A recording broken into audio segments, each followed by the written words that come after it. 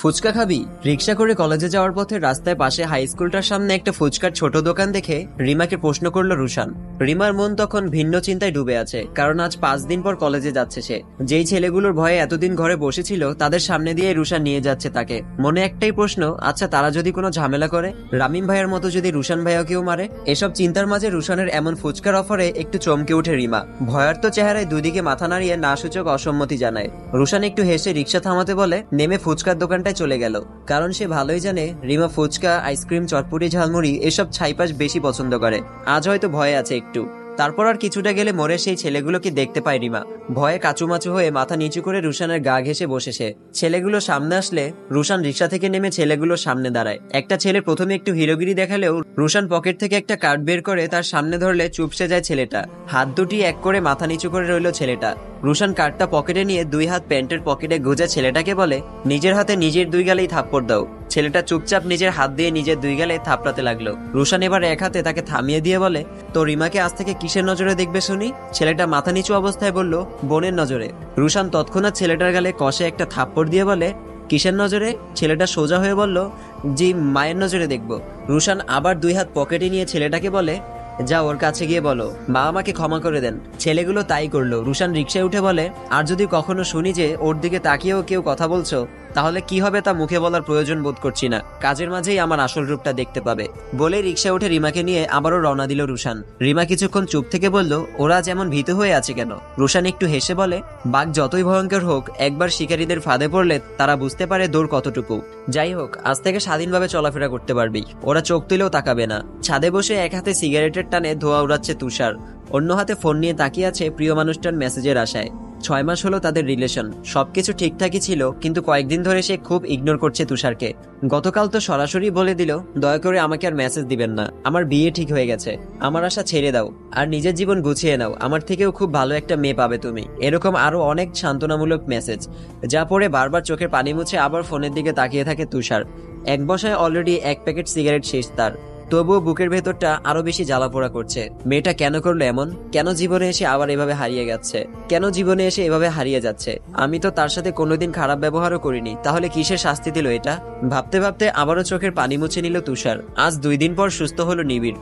ওদিকে নীরা বারবার ফোন করে বলছে তার সাথে ইমিডিয়েটলি দেখা করতে। নিবিড়ও তাই চলে গেল নীরার সাথে দেখা করতে। তাই যথাসময়ে চলে গেল নির্দিষ্ট স্থানে, যেখানে নীরা আগে থেকেই বসেছিল।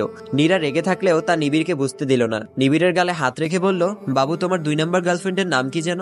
নীরা চালাকি বুঝে ওঠার আগেই নিবিড় আবেগে বলে ফেলে পাখি। চট করে নীরা তার কলার চেপে ধরে বলে, তার মানে তোর আরো গার্লফ্রেন্ড আছে? একটা নাম বলবি আজকে। নিবিড় নিজের বোকামি বুঝতে পেরে জিভে কামড় কাটলেও তারপর পরিস্থিতি নিয়ন্ত্রণে আনার জন্য বলল, আরে আমার পুরো কথাটা তো শুনবে নাকি? নীরা ওভাবে ধরা অবস্থাতেই বলল, কি বলবি বল। নিবিড় বলল, আগে ছাড়ো, না হলে বলবো কিভাবে। নীরা ছেড়ে তার সামনে দাঁড়িয়ে রইল। নিবিড় আদুরে কণ্ঠে বলে, আমার প্রথম ও শেষ ভালোবাসা এটাই হলে তুমি, আর পাখি বলতে বুঝিয়েছি তোমাকেই। তুমিই আমার পাখি, তুমিই আমার হাতি, জিরাফ সব। তাই বলে কি আদর করেও তোমাকে কিছু নিজের পছন্দের মতো নামে ডাকলে তুমি রাগ করেছো? ঠিক আছে, আর কখনো কোনো আদুরে নামে ডাকবো না। নীরা এবার অপরাধীর ন্যায় চেয়ে বলল, সত্যিই তো তোমার আর কোনো গার্লফ্রেন্ড নেই? এক কথা কয়বার বলবো, তুমিই আমার সব। নীরা বলল, পরশু কার সাথে দেখা করতে গিয়ে মার খেয়েছো বলো? নিবিড় ভ্রুকুচকে বলল, তোমাকে এসব কে বলেছে?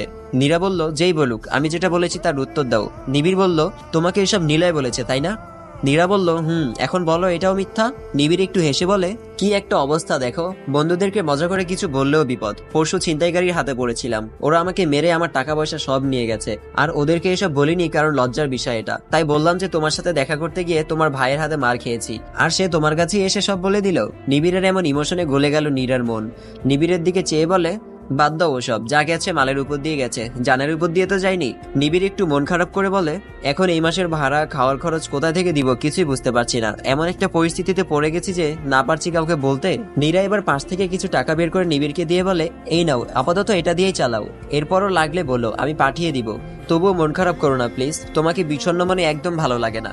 নিবিড় একটু ঢং করে বলে, তোমার থেকে এভাবে টাকা নিব বিষয়টা একটু লজ্জাজনক। নীরা বলে, আরে তোমার আমার কি, হ্যাঁ বলো যে আমাদের। নিবিড় বলল, আচ্ছা তুমি যখন এত করে অনুরোধ করছো, না কিভাবে করি বলো? হাজার হোক তুমিই তো আমার সব, তবে হ্যাঁ সব টাকা কিন্তু বিয়ের পর শোধ করে দিব। নীরা একটা হাসি টেনে ফোনের দিকে চেয়ে বলে, বাড়ি থেকে ফোন দিচ্ছে, আমাকে এখন যেতে হবে। নিবিড় বলে, চলো তোমাকে এগিয়ে দিয়ে আসি। নীরা বলল, না লাগবে না, সামনেই একটা রিক্সা ডেকে উঠে যাব, বাই বাই, ভালো থেকো। আর দয়া করে ফোন দিলে পেলে ধরবে বলেই চলে গেল নীরা। নিবিড় কিছুক্ষণ চেয়ে থেকে একগাল হেসে টাকাগুলো দিয়ে বাতাস করতে থাকে গায়ে, চারদিকে চেয়ে তারপর টাকায় চুমু দিয়ে মানিব্যাগ নিয়ে হাঁটা ধরে সে। এভাবেই চলে দিনকাল। এ মাসে কয়টা মানুষ সাপ্লাই হয়েছে? পায়ের উপর পা তুলে সিগারেটের ধোয়া ছেড়ে কথাটা বলল নির্জন। পাশ থেকে একজন ভদ্রলোক স্মার্ট গেট আপ নিয়ে গলার টাইটা একটু নেড়ে চেড়ে বলল, স্যার বেশি না, 21টা মাত্র। নির্জন আবারও সিগারেটের টান দিয়ে বলল, কালেকশন বাড়াতে হবে, প্রতি মাসে কম করে 40 থেকে 50টা মানুষ কালেকশন করতে হবে। পাশের লোকটা আবার বলে, কি করব স্যার, খুব সাবধানতার সাথে কাজগুলো করতে হয়, একবারেই ভেতরের খবর বাইরে চলে গেলে সব শেষ, প্ল্যান মাফিক করতে হবে সব। নির্জন এবার উঠে দাঁড়িয়ে বলে, প্রয়োজনে দলের লোক আরো বাড়াও, সবার অ্যামাউন্ট বাড়িয়ে দাও, তবুও কালেকশন বাড়াতে হবে। তবে হ্যাঁ, ওসব মানুষদেরকে টার্গেট করবে যারা খুবই অসহায়, যেন নিখোঁজ হয়ে গেল পরিবারের মানুষরা খুব বেশি তোলপাড় করতে না পারে। তবে প্ল্যানগুলো এমন ভাবে সাজাতে হবে যাতে কেউ বুঝতে না পারে যে তাকে নিখোঁজ করা হয়েছে, সবাই জানবে নিখোঁজ হয়েছে, বাস। লোকটা মাথা নাড়িয়ে বলে, জি স্যার। গভীর রাতে কানে ইয়ারফোন গুঁজে একটা ল্যাপটপ নিয়ে বসে আছে রাজ। এখানে উঠার সময় নিজের প্রয়োজনীয় সবই নিয়ে এসেছে, ল্যাপটপে কাজ করছে আর প্রতিনিয়ত ঘটে যাওয়া ক্রাইমগুলোর সম্পর্কে যতটুকু পারছে ততটুকু কালেক্ট করছে। সারা দেশে কে এবং কিভাবে তার জাল ছড়িয়ে রেখেছে, কিভাবে এতগুলো মানুষ হারিয়ে যাওয়ার পরও কোনো প্রমাণ থাকে না, সবকিছু যেন তার কাছে শুধুই দুঃস্বপ্ন। যতবারই সে এই রহস্যের কাছে ঘনাতে চেয়েছে ততবারই যেন দুঃস্বপ্নের মতো ঘুম ভেঙে গিয়ে আবার সেই প্রথম ধাপেই ফিরে চলে আসে। তবে এবার প্রস্তুতি নিয়েই মাঠে নেমেছে সে, সবই বের করবে এবার। গর্ত থেকে টেনে তুলবে সেই বিষয়ধর সাপটাকে, কারণ রাজ খুব কাছ থেকেই শুনছে অসহায় মানুষদের কান্না। সূর্যের সোনালী আলো তখন ফুটতে শুরু করলো। সেই সোনালী আলো জানালা ভেদ করে রুমে প্রবেশ করেছে ধীরে ধীরে। নিলয় তখন ব্যালকনিতে 2 হাত মেলে অলসতা কাটানোতে ব্যস্ত, আর তুষার রুমে মরার মতো ঘুমাচ্ছে। সারা রাত গার্লফ্রেন্ডের বিরহে কাঁদতে কাঁদতে শেষ রাতে এসে চোখ দুটি লেগে এসেছে তার এক বেঘোরে ঘুম। ফরিদানটি নাস্তা তৈরি করে টেবিলে সাজাচ্ছিল, তখনই কলিং বেলের শব্দ আসে। দরজা খুলে দেখে রাজ আর নিবিড় বাইরে দাঁড়িয়ে আছে। খুব ভোরে জগিং করতে বেরিয়েছিল দুজন। নিবিড় ফরিদানটির কাছে গিয়ে বলে, ফ্লেভার তো দারুণ ছড়াচ্ছে আন্টি, আজ কি তৈরি করেছেন আমাদের জন্য? ফরিদানটি নাস্তা টেবিলে আনতে আনতে বলে, গরুর মাংসের সাথে পরোটা, চা আর নুডলস, সাথে একটা কেক বানিয়েছি। নিবিড় একটু হেসে বলে, আজ এত কিছু আর হঠাৎ কেক বানিয়েছেন আন্টি, কোনো বিশেষ কিছু নাকি? ফরিদানটির আজ গোমরা মুখ। ড্রয়িং রুম টু কিচেন এভাবে হাঁটতে হাঁটতে গোমরা মুখে বলে, খুব বেশি স্পেশাল আজকের দিনটা, যাও তোমরা নাস্তা করার জন্য তৈরি হয়ে আসো, এক্ষুনি আসছি আমি।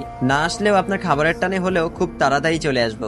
বলেই উপরে চলে গেল নিবিড়। একটু পর আবার কলিং বেল বাজলে দরজা খুলে দেখে রুশান। বাড়ি গিয়ে গতকাল সব ঠিকঠাক করে আবার ব্যাক করেছে ব্যাচেলর বাসায় তার বন্ধুদের কাছে। ফরিদানটির সাথে কথা বলে সেও উপরে চলে গেল। নীলে একটু পেটুক টাইপের, সবার আগে সেই নিতে শুরু করলো। সবাইকে নিয়ে খাওয়ার সময় ফরিদানটি কেকটা কেটে সকলকে দিয়ে বলে, আজ হঠাৎ কেক বানালাম কেন জিজ্ঞেস করেছিলে না তখন? নিবিড় উৎসাহ নিয়ে বলে, আন্টি। মুহূর্তে ফরিদানটির চোখ বেয়ে এক ফোঁটা জল গড়িয়ে পড়লো। তা এক হাতে মুছে বলে, আজকের দিনটা আমার তৌফিক দুনিয়াতে এসেছিল, কত ফুটফুটে ছিল আমার তৌফিক। রাজ আর রুশান দুজনই খাওয়া বন্ধ করে ফরিদানটির দিকে তাকায়, কারণ তারা কেউই ফরিদানটির কষ্টের মূল কাহিনীটা জানে না, কারণ তাদেরকে কখনো বলেওনি সে। তারা শুধু জানতো ফরিদানটির কেউ নেই, তার স্বামী ও এক সন্তান দুজনই গাড়ি অ্যাক্সিডেন্টে মারা গেছে। নিবিড় উৎসাহ নিয়ে বলল, আপনার কাহিনীটা আমরা শুনতে চাই আন্টি। পাশ থেকে নিলয়ও তাল মিলালো। ফরিদানটি একটা দীর্ঘশ্বাস নিয়ে বলতে শুরু করলো, প্রতি বছর তার জন্মদিনে পার্টি না করলে মুখ গোমরা করে বসে থাকতো, কিন্তু পরে তার বাবা ঠিকই সারপ্রাইজ দিত তাকে। খুব খুশি হতো সে, হাস্যোজ্জ্বল মুখে চোখগুলো খুশিতে ঝিলিক দিয়ে উঠতো। আমি এমন অবস্থায় ছিলাম না ছিলাম এমন একা। অটল ধন সম্পদ ছিল আমাদেরও। বাড়ির ভেতরেই কাজের মানুষ ছিল 3 থেকে 4 জন। আমার তৌফিক ছিল 8 বছর বয়সের। বিয়ের প্রথম 10 বছর আমাদের কোনো সন্তান ছিল না। এরপর তৌফিক আসলো আমাদের কোলে। আনন্দের সীমা ছিল না, তবে এই সুখও আমার কপালে সইল না। কারা যেন তৌফিকের বাবার সবকিছু আস্তে আস্তে কৌশলে লুটে নিয়েছিল। এরপর সে ওদের বিরুদ্ধে আইনি পদক্ষেপ নিবে, সেই রাতে অ্যাক্সিডেন্টটা হয়। সবাই এটাকে অ্যাক্সিডেন্ট হিসাবে নিলেও আমি পুরোপুরি বিশ্বাস করি এটা এমনি এমনি হয়নি, করানো হয়েছিল। বলেই কেঁদে দিল ফরিদানটি, আবার চোখের পানি মুছে বলল, তারপর ওদের সাথে সব হারিয়ে ফেললাম, কিছুই করতে পারিনি, আমি একা হয়ে গেলাম একেবারে। এই বাড়িটির উপরতলা ভাড়া দিয়ে প্রথম 1 বছর একাই কাটিয়ে দিলাম, তারপর তারাও বাড়িটা ছেড়ে দিয়ে চলে গেল।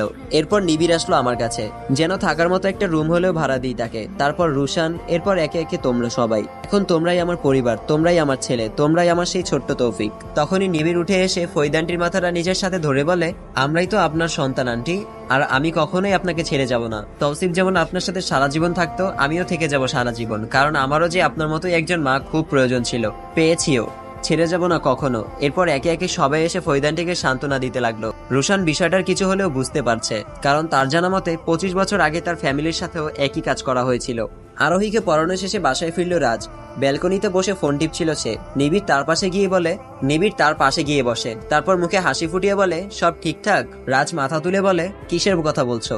নিবিড় এবার আরো কাছে গিয়ে বলে, তুমি যে মেয়েটাকে পড়াও, কি যেন নাম? ও হ্যাঁ, আরোহী। মেয়েটাকে আজ দেখলাম তাদের গেটের সামনে।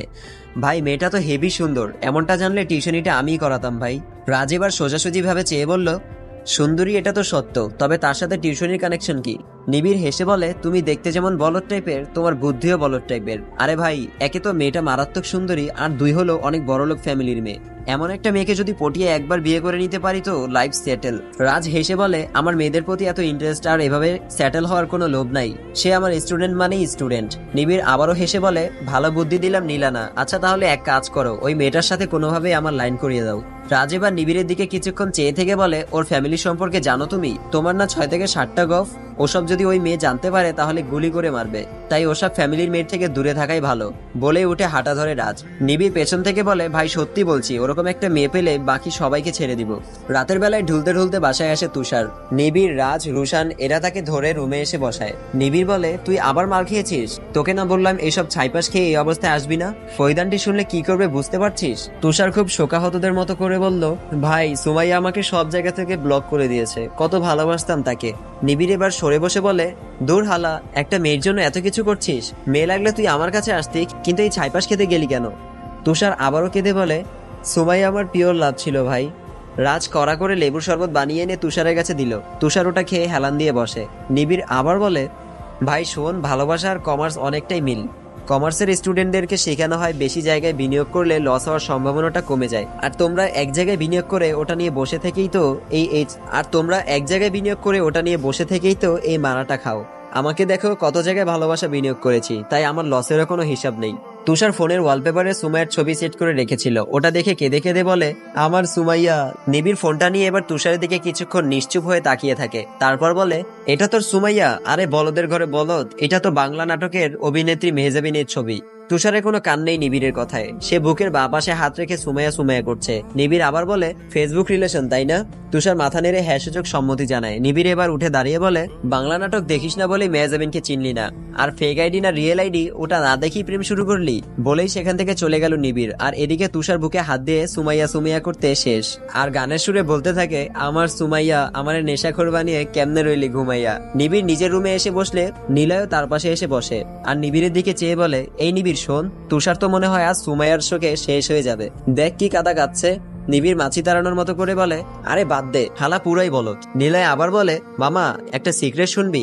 নিবিড় বলে, কি? নিলয় বলল, তুষারকে বলবি না তো? নিবিড় বলে, আমি কি তোর মতো মুখ পাতলা? নিলয় নিচের দিকে চেয়ে বলে, তুষারের সাথে রিলেশন করা ওই সুমাইয়া ইসলাম আইডিটা আসলে আমারই ছিল। আসসালামু আলাইকুম গাইস, গত পর্বে একটা কথায় ভুল ছিল, যে আমি বলেছিলাম মেইন চরিত্র হচ্ছে রাজের, মানে আমাদের হৃদ ও আরশির ছেলে হচ্ছে রাজ, কিন্তু সম্পূর্ণই ভুল বলেছিলাম। তো এই পর্বে ক্লিয়ার করে দিচ্ছি, হৃদ ও আরশির ছেলে হচ্ছে রুশান, আমাদের মেইন চরিত্র আর কি, নায়ক। আর রুশানের যাকে পছন্দ সে হলো আমাদের রুশানের খালাতো বোন, মানে আরিশা আন্টির মেয়ে আর কি। আর আরিশা আন্টির মেয়ের নাম হচ্ছে রিমা। তো রুশান ও রিমা এরা দুজন হচ্ছে কাপল, মানে আমাদের নায়ক ও নায়িকা। এছাড়াও আমাদের এই গল্পে আছে আরো কিছু নায়ক ও নায়িকা। এদের কাপলগুলোর নাম এখন বলবো না, আপনারা গল্প পড়তে পড়তে বুঝে যাবেন। অলরেডি রাজেরটা তো বুঝে গিয়েছেন, বাকিগুলো আস্তে আস্তে জানবেন। তো দেখা হচ্ছে পরবর্তী ভিডিওতে। মনে যদি কোনো কোয়েশ্চেন থাকে তাহলে অবশ্যই কমেন্ট করবেন, আমি সবার কমেন্টের রিপ্লাই দেবো, কোনো সমস্যা নেই। তো আজকের মতো বিদায় নিচ্ছি, সবাই ভালো থাকবেন, সুস্থ থাকবেন, আল্লাহ হাফেজ।